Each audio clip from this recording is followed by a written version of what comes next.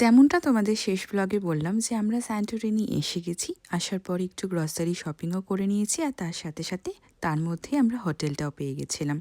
তো ভাবলাম যে একটু তাহলে ঘুরে আসাই যাক, যতক্ষণ এখনও সূর্যের আলো রয়েছে, হাতে সময় রয়েছে, তো একটু ঘুরে আসি। শরীরে প্রচণ্ড ক্লান্তি, কারণ অনেকক্ষণের একটা জার্নি ছিল, প্রায় 12 থেকে 13 ঘন্টা মতো। তাও আমরা ভাবলাম যে না, একটু তো ঘুরে আসতেই হবে আশপাশটা, কারণ এত সুন্দর জায়গা এসে শুধু শুধু হোটেলে বসে থাকার কোনো মানে হয় না।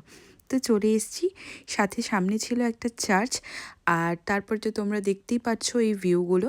আচ্ছা, একটা কথা তোমাদের বলে রাখি, এই যে সাদা সাদা সমস্ত যে সামনে বাড়িটা দেখছো, এই বাড়িগুলো কিন্তু সবকটাই হোটেল। আর আমরা কিন্তু স্যান্টোরিনি ওইয়াতে স্টে করেছি।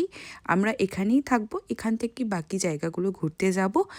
আর এই যে দেখতে পাচ্ছ এখন হেঁটে হেঁটে আমি উঠছি, এটাও কিন্তু কোনো না কোনো হোটেলের পাশ দিয়ে কোনো রাস্তা চলে গেছে, সেখান দিয়ে উঠে আমরা যাচ্ছি। আর পাশেই ছিল সমুদ্র। সমুদ্রর একটা সুন্দর হাওয়া চলছিল সেদিন। আর ওখানের টেম্পারেচার কিন্তু খুব একটা বেশি ছিল না, এই 17-18 ডিগ্রি সেলসিয়াস ছিল টেম্পারেচার। আর তার সাথে সাথে সুন্দর একটা হাওয়াও ছিল। তবে হ্যাঁ, সন্ধে নামার মুখে মুখে একটু ঠান্ডা লাগছিল। আর এখানে সবথেকে একটা যে ভালো জিনিস দেখতেই পাচ্ছ, এখানে ক্যাটস অ্যান্ড ডগস না রাস্তার মধ্যে প্রচুর দেখতে পাবে, আর ওরা প্রচণ্ড ফ্রেন্ডলি হয়।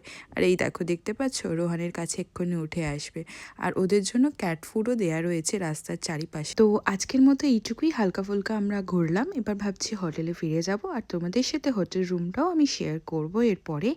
আর এই দেখো ওরা সব খাওয়াতে ব্যস্ত। আর এই দেখো সন্ধে নামার মুখে কি সুন্দর লাগছে সূর্য যখন অস্ত যাচ্ছিল।